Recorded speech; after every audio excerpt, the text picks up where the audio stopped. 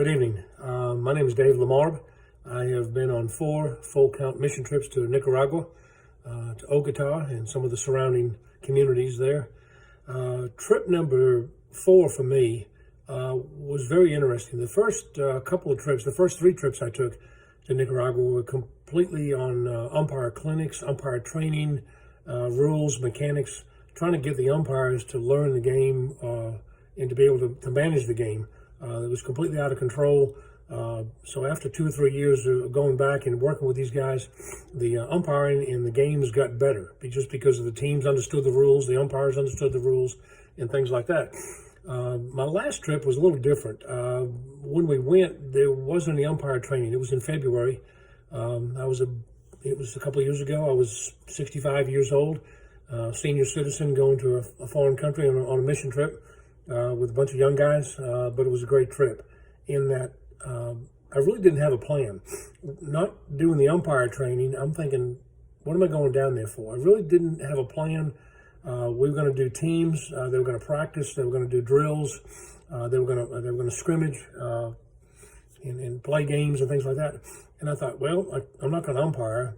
I guess I'll just work with the teams. Well, long and the short of it is, during the week, Monday through Thursday, we did team camps with him, and we did drills with him, and we scrimmages and all kinds of things with him. And I would shag balls, and I would do batting practice with some of these guys and things like that.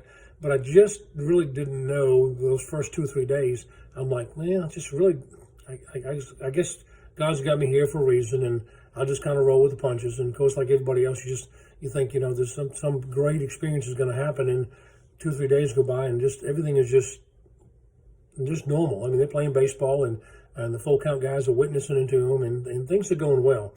Well, the last day we have some scrimmages and some drills and things like that, and some competition.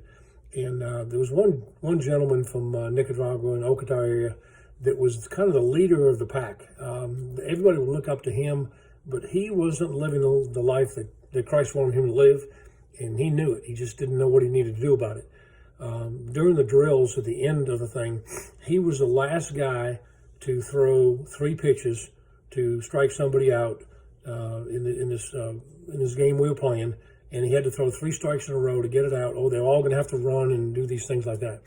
Well, he throws 2 strikes in a row, and everybody's cheering and clapping and stuff like this, and he throws a heater right down the middle, strike 3, and of course I'm behind him, and I'm banging the guy out, and everybody's yelling and clapping and screaming, and everybody's excited.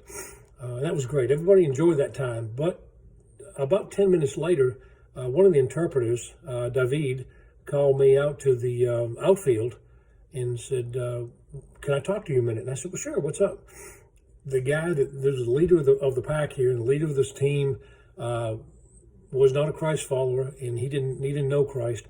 And so David said, he wants you to lead him to Christ. So, with that being said, I'm thinking, I guess my whole week, this was what God wanted me to do.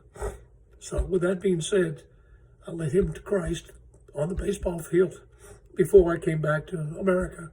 So, excuse me, just when I thought I didn't know what I was there for, God had a plan. So, with that being said, it was a very eventful trip. Being able to lead someone to Christ is outstanding, and I just thank you, for the good Lord, for that time.